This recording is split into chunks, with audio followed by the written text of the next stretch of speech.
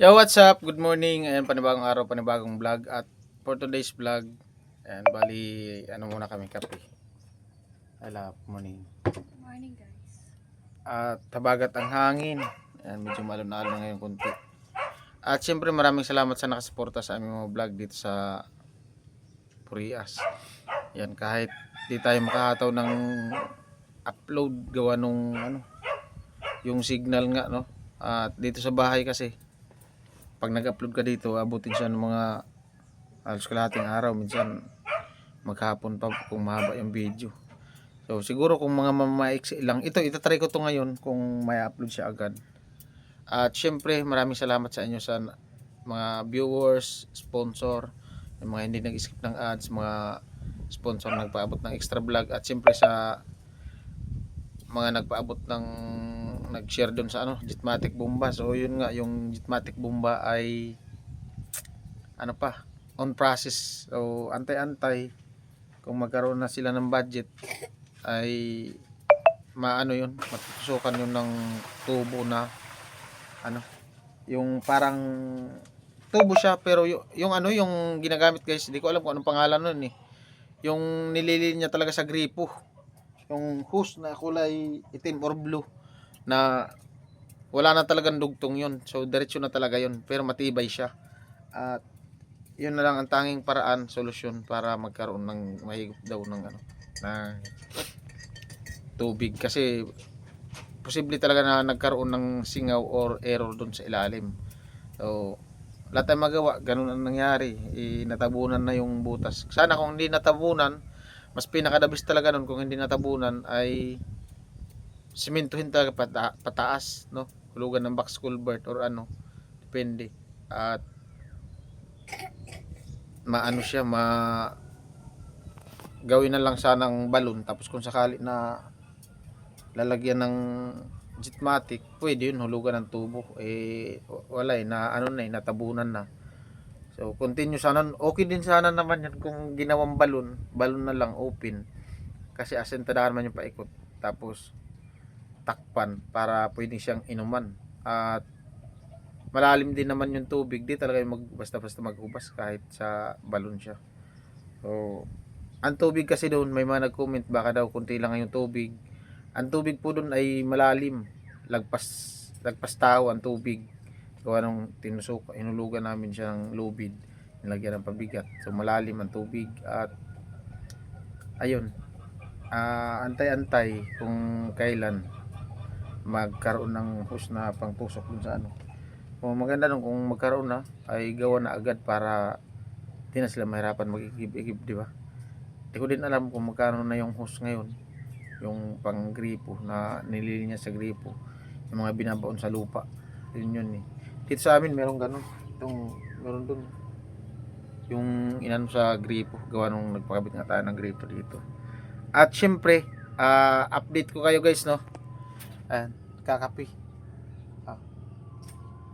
Ngayon hindi ako magkakape gawa nung medyo ina-acid ako guys. Medyo yung tiyan ko, yung kumakalam yung sikmura ko, parang bloated siguro sa lamig din. Tapos pag nagbabad sa dagat, ganun ako pag nasubran sa babad sa dagat. Pero ayos lang, at least nag-enjoy naman tong kasama ko. Ayan. Kahit daw, sabi niya nga, kahit daw mangitim, ang importante nakaligo ng dagat. Sabi niya nga, kung araw-araw, kung marunong lang daw siyang lumangoy, araw-araw siyang maliligo dyan sa dagat. Nagreklamo na yung mukha niya daw kinakati, ligo sa dagat, naninibago. Pero di naman siya masyadong nainitan pag naligo sa dagat, kahit sa hindi naman masyadong mainit ngayon. Tsaka habagat, yung init ay tama lang na sa balat. At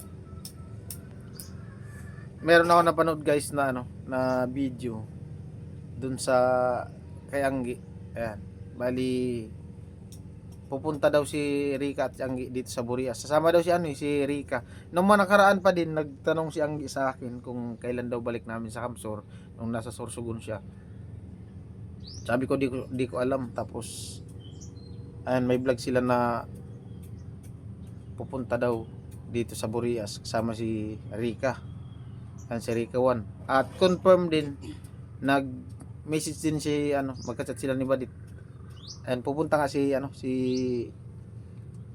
Rika kasama ni Anggi. Di ko alam kung mga ilang araw kasi baka may pasok na din si Rika. Baka magbakasyon lang ilang araw. At long timing din kasi habagat ang nila, bakasyon. Ang pagpunta ni Rika, di sila maka isla-isla gawa ng maalon. Pero kung may malaking bangka, pwede 'yun.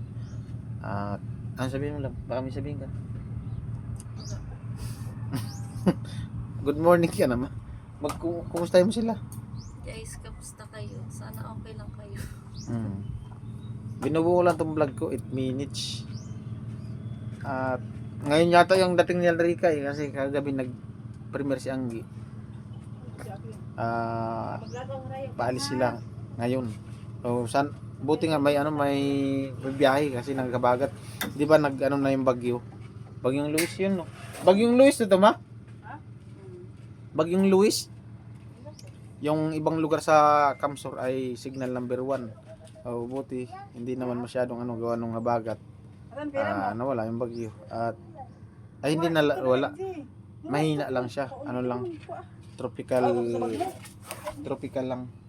depression. At ayan. Maraming salamat ulit sa inyo sa nakasuporta. Try ko itong i-upload ngayon kung may upload tong video. Yung bahay ni Karot, inuunti-unti niyang gawa dahil sa yung materialis ay tamang-tama nga lang. Sabi niya nga, kahit na merong materialis, siyempre kailangan niya ng panggastos sa araw-araw, lalo na yung panggasolin niya papunta doon, pagkain. O kaya di niya matuloy-tuloy talaga yung paggawa dahil sa kulang sa ganyan pera, no, budget. Sabihin pa natin may magbigay ng materialis, ayos din kung may magbigay ng materialis, at least may materialis na. Sabi ko nga sa kanya, kung may magbigay ng budget pang materialis, huwag mong iubos kasi yung iba ibili mo ng bigas at yung mga pangailangan, kasi mga dilata ganun, para kung sakali magawa niya, no. Kasi kung iubos niya yun ng materialis tapos wala siyang pambudget sa pagkain, pang gasolina papunta doon, hindi pa rin magagawa kasi naandito sila umuwi diyan gawa nung mga anak niya nag-aaral. Ayun naman talaga ang totoo at yun din ang sabi niya.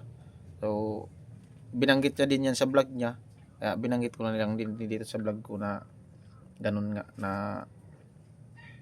yung pag-uwi niya nga ng Kamsor, yung nasahod niya tama lang, kinulang pa nga. Sabihin natin lang, yung tamang panggastos lang, siyempre hindi man yun naabot ng isang buwan or umabot man, talagang talagang ganyan, pigil sa gastos. O paras din naman kami mga ng team, mga talaga yung sahod, hindi naman sabing talaga yung sahod. Marami nga nagko-comment, ang lalaki ng mga sahod nyo, paano nyo nasabi? Kahit pa sabihin na minsan kasi may mga views na yung views okay pero yung revenue hindi okay, kaya nung yung ni YouTube hindi man pare-pareho. May views nga na mahina pero yung revenue mataas-taas, tapos may views naman na mataas, mababa ang revenue. So ganun lang yun. Minsan may revenue na $2, magkano yung $2? Sabihin natin 55 o 110. Kung isang upload lang sa isang araw, o need talaga maraming upload kung okay ang signal. So yun lang, at try ko lang tong i-upload ngayon dito sa bahay. Update. Bye na. Bye-bye. Alright.